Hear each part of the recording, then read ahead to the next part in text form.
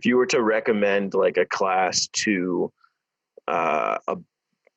someone who's a novice at firearms, and would you say that a safety course is like a must, or 100%. yeah. Yeah. I really don't like, unless, a lot of people talk about, well, I teach like I taught my kids. It's like, unless you are yourself, law enforcement, or have been active military, or, have just been involved in that kind of a thing, I really feel there's no substitute for learning from someone who's a professional. Like, it's kind of like, when you and I see a dad coming into the gym and trying to teach their kid how to lift, just because, dad's been lifting, for a long period of his life. Just because you've been doing something for a long time doesn't mean that you've been doing it correctly.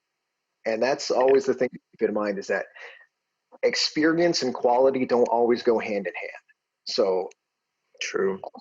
I think a lot of times, as we find as well, you could have a dad who does actually know quite a bit about, fitness and lifting technique and a lot of things, and the kid just doesn't want to listen because it's his dad. That it's easier to take instruction from somebody who you're not related to.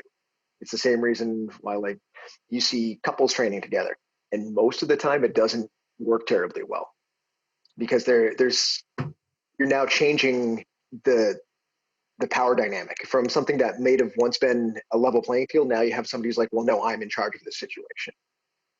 So Interesting.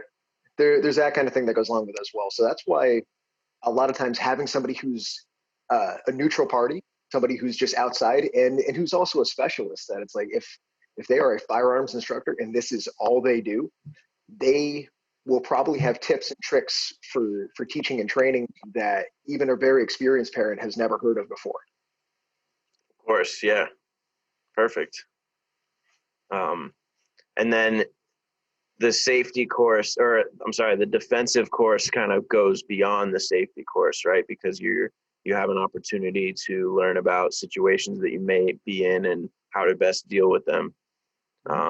So I have yet to take a safety course, but I'm very interested in taking a defensive course, because I've had like a little bit of experience with my own firearm, and I'm feeling a lot more comfortable with it. Um, Mm-hmm. and I'd like to learn about what to do in different situations like that.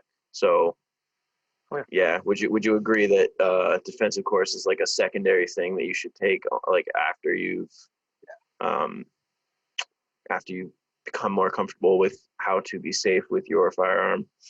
Yeah. And I know I've talked a lot about Sig Sauer, but it's because I respect them a lot. But their academy has stratified skill levels. So starting at like 101, bare basics, you've either only had very little experience with a firearm, or maybe you've never touched one before, and they go over, all of the mechanics of the weapon, um, ways to make it function, ways to make it malfunction, how to clear malfunctions, all of these different things, the four universal rules. And then next level up from that, you'll get into, drawing and shooting more effectively, cleaning up technique errors,